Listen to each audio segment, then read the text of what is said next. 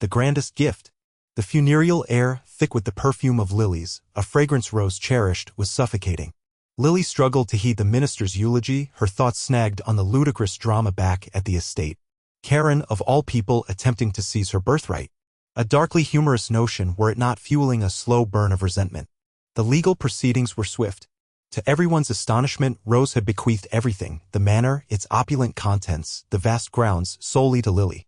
A collective intake of breath swept through the assembly, largely from distant kin who'd plainly anticipated a share of the spoils. The house resonated differently now, imbued with history. Sunlight pierced the stained glass, catching dust motes in a swirling ballet. Each chamber murmured tales, the ballroom echoing Rose's dances, the sun-drenched conservatory brimming with exotic blooms, the library stacked with venerable volumes. Behind a bookcase, Lily unearthed a secret corridor leading to a small, domed space adorned with a celestial chart. Excitement surged through her veins. This wasn't simply brick and mortar, it was a portal to untold experiences. Later, surveying the sculpted gardens from the expansive veranda, Lily reached a conclusion. She wouldn't allow Karen's trivial gambit to deter her. She would handle it certainly, but not before savoring the chance Rose had presented. A world of vibrant cultures and stunning vistas, previously confined to her imagination, beckoned. A genuine smile lit her face, crinkling the corners of her eyes. The most precious inheritance wasn't the estate itself, but the liberty to wander. Though first, she had an unwanted tenant to remove. A promise to Mr. Garcia. Suitcases lay open on Lily's bed, waiting to be filled. Clothes were neatly folded beside them. The scent of lavender from the freshly laundered linens mingled with the faint, salty air drifting in from the nearby ocean. She paused, phone in hand, scrolling through a packing list. A wave of anxiety washed over her.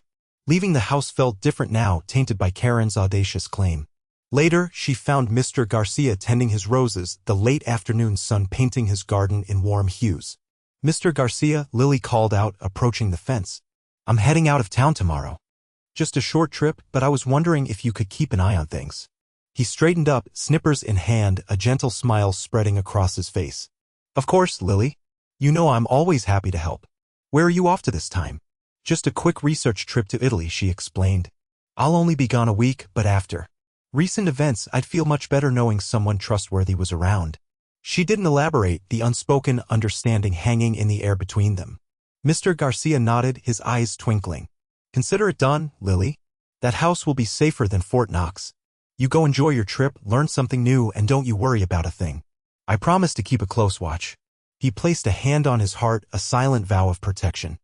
Lily felt a surge of gratitude. With Mr. Garcia watching over it, the house felt a little more like home again. Karen's empty idea. The hydrangeas were wilting again. Honestly, you'd think with the dues she paid to the HOA, someone would bother to water them. Karen sighed, the sound a rusty hinge in the otherwise quiet cul-de-sac. No one appreciated the sacrifices she made, not her husband, certainly not these neighbors. Always whispering, always avoiding eye contact. It was pathetic. That's when she saw it. Lily's monstrosity. The place was dark, curtains drawn, no sign of life. Karen hadn't seen Lily around in weeks, ever since that silly trip abroad. Probably gallivanting around Europe, leaving her obscene palace to rot. Karen squinted, assessing the property. The lawn was overgrown, the hedges shaggy. It definitely looked empty. An idea, audacious and thrilling, sparked in Karen's mind. Empty meant available. Empty meant hers. Why should the ridiculous house sit vacant while she, Karen Stunwood, lived in this cramped, cookie-cutter box? It was a waste of resources, a blight on the neighborhood. She was practically doing Lily a favor, saving the place from vandals and squatters. Besides, no one would even notice. Or, better yet, they would notice. They'd finally see her, Karen, taking what she deserved. A grand entrance, a statement. The plan solidified in her mind, a delicious mix of spite and opportunity. She'd move in. Just temporarily, of course, until Lily returned. Or, until she decided to stay permanently. It was a victimless crime, really. Lily was rich, she wouldn't miss a thing. Karen, on the other hand, would finally get the respect she deserved. The house, the power, the attention. It was perfect. An empty house for an empty life. Furniture fiasco. Mr. Garcia hummed a tuneless melody as he pruned Lily's prize-winning roses. The air hung thick with the scent of damp earth and floral perfume, a welcome change from the usual exhaust fumes that plagued their street. He snipped a dead head, pleased with the robust health of the bushes, a testament to Lily's green thumb. He promised to keep an eye on the place while she was off gallivanting in Italy, and he took the responsibility seriously. That's when he saw her. Karen Sternwood, Lily's least favorite neighbor, was wrestling a gaudy, overstuffed armchair from the back of a U-Haul. Two burly movers strained beside her, their faces flushed with exertion. "Karen?" Mr. Garcia called, cautiously approaching. "What in the world are you doing?" Karen straightened, brushing a stray blonde hair from her face. "I'm redecorating," she announced as if it were the most natural thing in the world. "Redecorating? This isn't your house, Karen." Mr. Garcia's voice rose an octave. Lily wasn't using it. It looked so empty, Karen huffed, gesturing dismissively at the mansion with a manicured hand. "It's a waste of space. Besides," she lowered her voice, a conspiratorial gleam in her eye, "I have much better taste than she does." Mr. Garcia felt a surge of indignation. "You can't just move your furniture into someone else's house." Karen's face hardened. "Don't you tell me what I can and cannot do, Garcia. Lily will thank me when she sees how I've brightened the place up." "Now, if you'll excuse me," she snapped, turning back to the movers. "Get that hideous floral monstrosity inside, carefully." Her voice dripped with venom, the command. The rulemaker. Karen, sweat beading on her forehead, wrestled a gaudy, gilded mirror off the moving truck. "This needs to go in the foyer. Prominently." She barked the order at one of the movers who looked like he'd rather be anywhere else. Mr. Garcia, across the street, pruned Lily's rose bushes, his brow furrowed.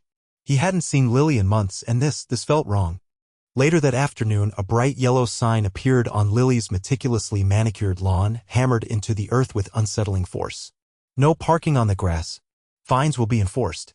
Mr. Garcia sighed, clipping a dead bloom. Karen, he noticed, was already eyeing Mrs. Henderson's slightly overgrown petunias next door with palpable disapproval. By sunset, the yellow signs had multiplied like an invasive weed. "Quiet hours, 2 p.m. to 4 p.m. Absolutely no lawn mowing on weekends." Mr. Peterson, struggling to get his ancient lawnmower started, sputtered, "Who does she think she is?" The next morning, another sign, this one handwritten in aggressive, blocky letters, adorned Lily's mailbox. "All packages must be removed within 2 hours of delivery. Porch pirates will be prosecuted." Mr. Garcia watched as the mailman, usually jovial, shook his head and muttered something under his breath before speeding off. The air, once filled with the gentle hum of suburban life, now crackled with simmering resentment. Karen, inside Lily's house, was just getting started. Worried messages. Lily adjusted her sun hat, the cerulean waters of Santorini sparkling before her. A notification pinged on her phone. "Miss Lily," the message from Mr. Garcia began, his words usually so steady now laced with anxiety. "I don't want to alarm you, but things are different." A second message arrived with a photo. Lily's breath hitched. It was her living room, but not as she knew it. Gone were the soft, inviting creams and blues, replaced by a jarring, almost aggressive crimson. A crystal chandelier, so large it looked ready to topple, hung precariously from the ceiling. Another photo, the garden, once a riot of wildflowers, now a sterile expanse of manicured rose bushes, each pruned with military precision. A third, her beloved koi pond, drained and filled with statues? Hideous, Grecian-style statues.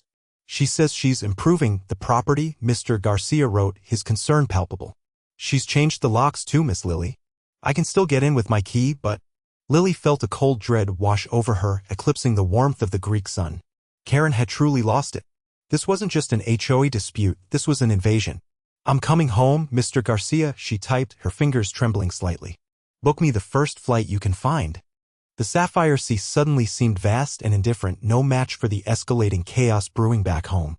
It was time to trade relaxation for resolution. Confrontation at the mansion. The wrought iron gates gaped open like a hungry mouth. Lily steered her rental car up the long, winding driveway, heart hammering against her ribs. Surely there was some mistake. Rounding the final bend, the mansion loomed. Not as she remembered. Movers were bustling about, unloading furniture. A woman with a severe blonde bob stood barking orders, a clipboard clutched in her hand. "Karen." Lily parked, the gravel crunching under the tires. "Karen?" She called out, her voice trembling slightly. Karen turned, a flicker of annoyance crossing her face. "Can I help you?" I live here," Lily stammered, gesturing to the house. "This is my home." Karen laughed, a sharp, brittle sound. "Don't be ridiculous. This is my house. I just bought it. It was practically abandoned." She marched toward Lily, her voice rising. "I saw the state of this place. Empty for months, weeds everywhere. Clearly, the previous owner didn't care. Lucky for me, right place at the right time." Empty? Lily felt a surge of disbelief. I was only gone for 6 months. I have a caretaker. This is my house, Karen. I have the deeds, everything. Karen narrowed her eyes. Prove it. Otherwise, I suggest you leave. You're trespassing. She turned back to the movers, snapping, get that chaise lounge into the solarium. And be careful, it's antique. Lily stood frozen, the humid Georgia air suddenly thick and suffocating. This wasn't just a misunderstanding. This was a deliberate act. Police to the rescue. Lily's fingers trembled as she dialed 911. Her voice wavered, but she managed to explain the situation to the dispatcher. A woman had broken into her home and was currently redecorating. The absurdity of it stung. Sirens wailed in the distance, growing louder until 2 police cruisers pulled up to the mansion's wrought iron gates. 2 officers, a man and a woman, approached the front door, their expressions a mixture of caution and disbelief as they took in the scene. Ma'am, the male officer began, his voice firm but measured, we've received a report of a possible break-in. Can you explain what's going on here? Karen, standing amidst a pile of Lily's antique Persian rugs she'd obviously dragged from the living room, puffed up her chest. I'm simply improving the aesthetic. This house was clearly abandoned. Someone needed to bring it back to life. Ma'am, this is private property. You're trespassing. The female officer stepped forward. We need you to come with us. Trespassing? I'm doing the community a service. Karen shrieked, her voice escalating. She refused to move, planting her feet firmly on the marble floor. You can't arrest me. I'm Karen Stonewood, and I know my rights.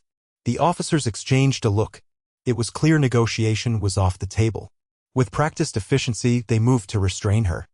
Karen fought, kicking and screaming, her voice a piercing screech that echoed through the mansion. Get your hands off me. This is outrageous. I'll sue. I'll sue you all. Finally, they managed to handcuff her. As they led her away, Karen twisted her head, fixing Lily with a venomous glare. This isn't over, she hissed. Welcome home, Lily. Welcome home, Lily, chorused a dozen voices. Lily blinked, dust motes dancing in the late afternoon sun streaming through the newly unboarded windows. Gone were the tyrannical lawn gnomes and the forbidding keep-out signs. In their place, vibrant petunias spilled from window boxes crafted by Mrs. Rodriguez and her sons. Mr. Garcia, beaming, stood beside her, holding a watering can. Just like you always wanted, Miss Lily. The mansion wasn't just habitable, it was alive. Inside, neighbors swarmed, sanding floors, painting walls a cheerful daffodil yellow, and humming along to upbeat salsa music.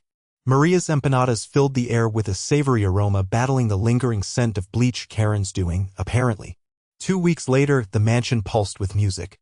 Fairy lights twinkled in the newly pruned oak tree. The aroma of roasted pig mingled with the sweet scent of Lily's grandmother's rose bushes, now flourishing under Mrs. Rodriguez's care. The party was in full swing. To Lily, Mr. Garcia raised his glass of homemade sangria. And to reclaiming our neighborhood. The crowd roared its approval. Lily, surrounded by her neighbors, felt a warmth spread through her that had nothing to do with the summer heat. Children played tag on the manicured lawn, their laughter echoing through the night. Karen's shadow had finally lifted. The community, once cowed, now buzzed with a renewed energy, a vibrant, defiant joy. Lily smiled, the weight of her unexpected homecoming finally easing. This wasn't just her home, it was theirs.